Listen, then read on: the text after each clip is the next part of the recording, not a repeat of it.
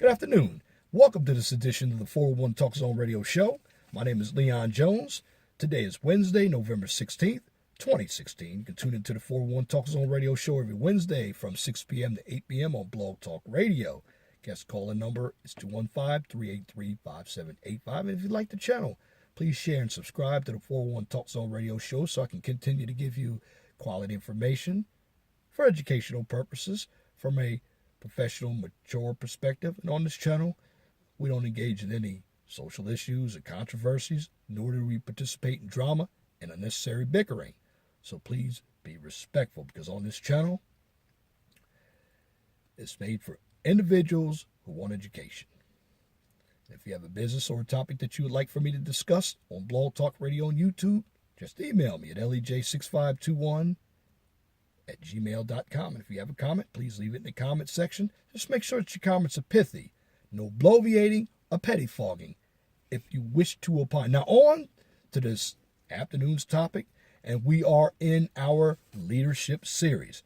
Yesterday, we talked about leadership principles. Now, what's a principle? A principle is a belief.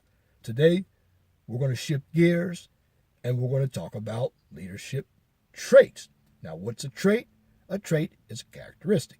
It usually has to do with something on a behavioral aspect. So we're dealing with psychology. And what's psychology? The study of behavior. Now, let's get into the topic. We're going to deal with traits that I have listed and defined. So, starting off with the first subtopic of the topic of traits leadership, we're going to talk about justice. Now, justice is right next to integrity, because when you deal with justice, you talk about being fair and consistent. A person who's just gives consideration to each side of an equation and bases rewards or punishment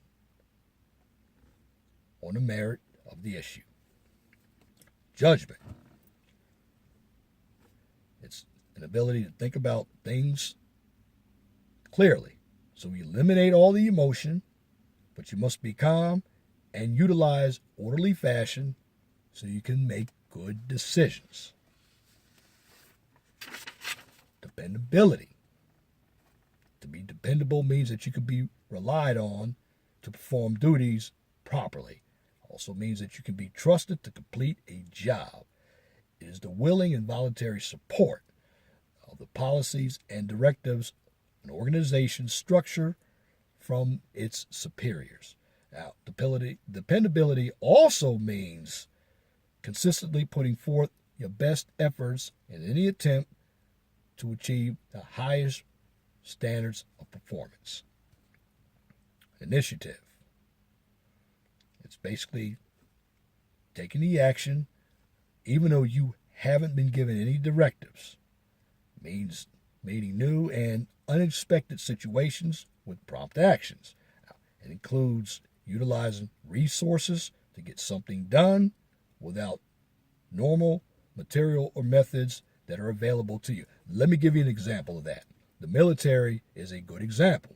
Most of us are used to sleeping in our beds at night. And I use camping also. When you're in the military or you're camping, you have to use survival tactics. So when you go to bed at night, you might be sleeping outdoors. And outdoors, you're in the environment. It could be a cold environment, it could be a warm environment, and you're out there with other critters such as snakes, wolves, foxes, bears, and even deer.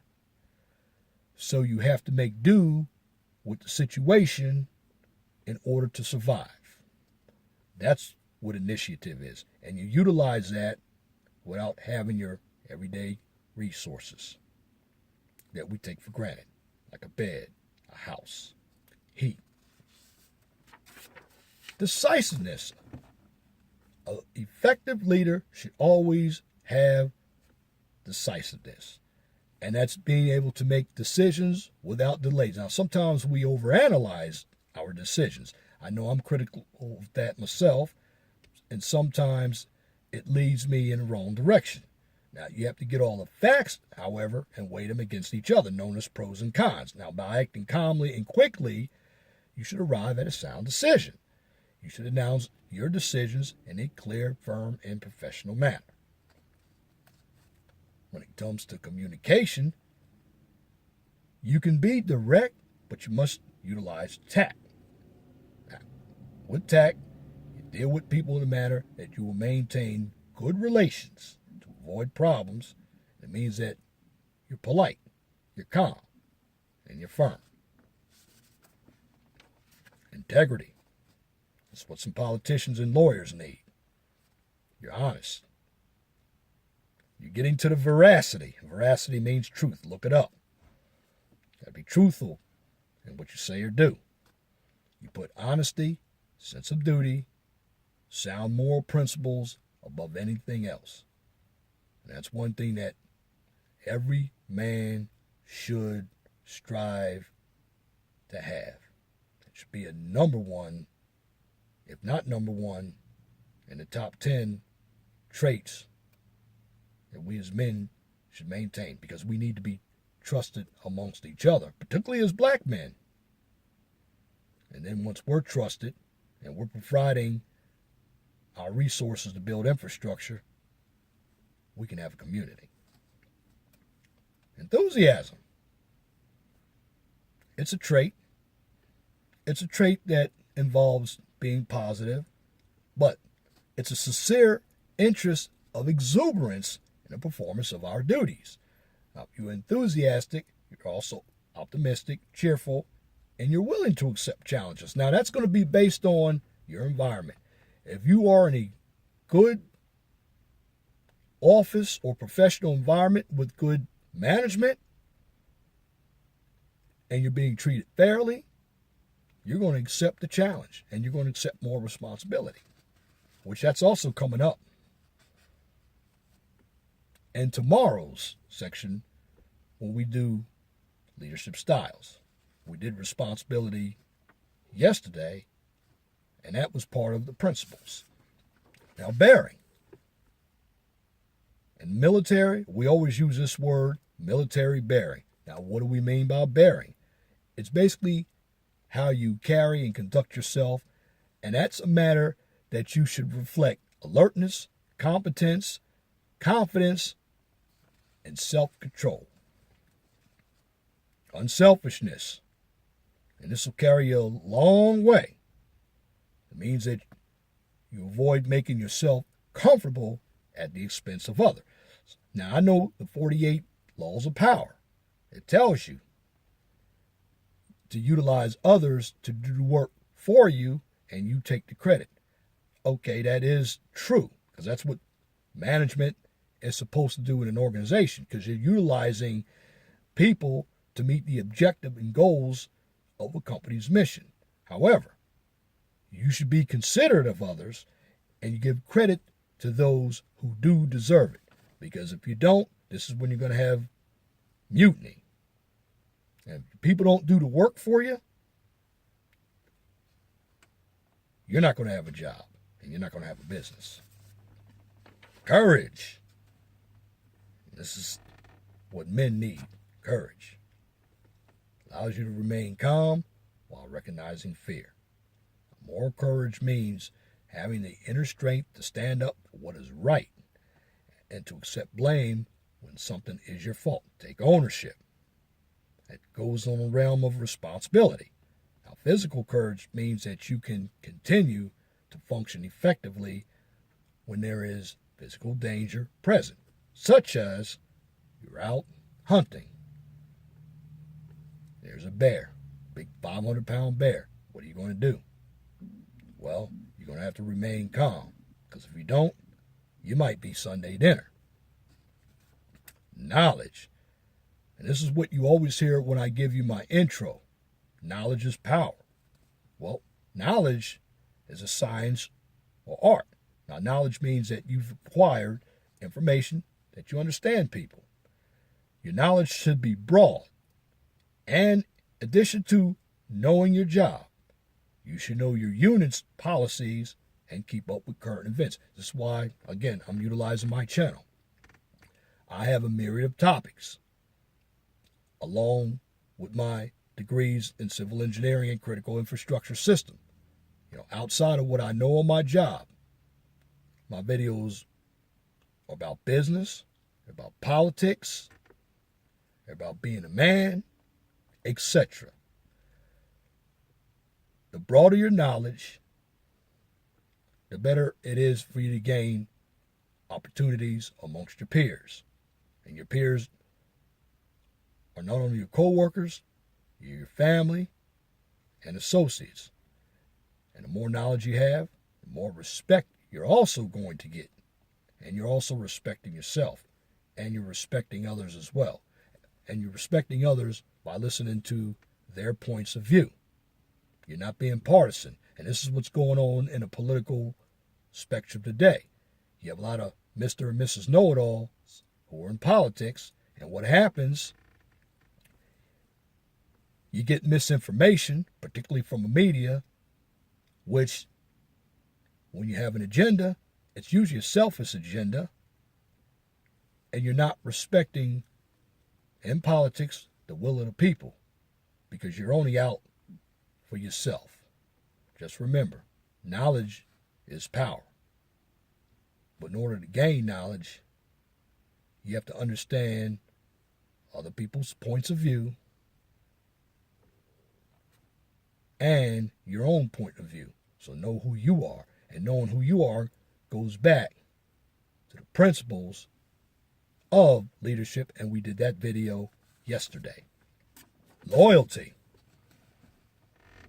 Now this is one that a lot of us misuse. Now, loyalty means that you're devoted to your country and the government you serve, you and your peers and subordinates. And I'll give you an example. Anybody who's been a Marine, well, they're contemporaries. You're usually referred to this model, Semper Fidelis, or Semper Fi. Now, Semper Fi, what does that mean? Always faithful. You owe unwavering, loyal, up and down organizational leadership, structure to seniors, subordinates, and peers, even when it's hard to do so. Always put principles before personalities. And usually, loyalty, we all say we have it, but it gets compromised by something temptational. Let me give you an example. If I've always been honest, in school, never cheated on a test, yet I get somebody that comes in that offers me a certain amount of money to take the test for them, and I do that, I've just compromised my loyalty. And that's what a number of us do. This is where we go wrong with loyalty.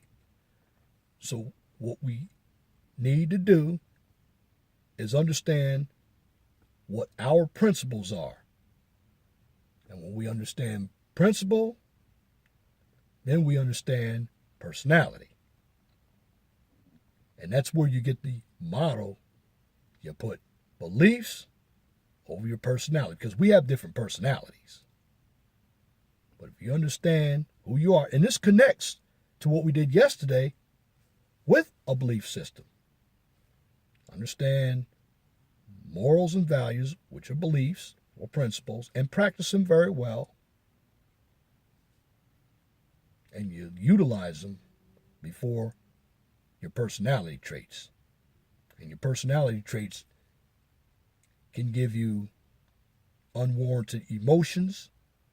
And when that happens, you're going to make an incorrect decision and you're going to fail. Endurance. For a leader, there are going to be lots of challenges. Life is like a roller coaster. It fluctuates, goes up and down, just like the economy. But this adjective describing a trait called endurance matches well with how life has its challenges. So why do you need endurance? I'm explaining it to you. You need endurance because it is the mental and physical stamina that is measured by the ability to withstand pain, which that includes fatigue, stress, and hardship. In other words, you must utilize endurance physically and mentally. Because at the end of the day, as a human being, life is going to always be challenging. You're going to have to make sacrifices. You're going to have to come up with decisions that you would never think of.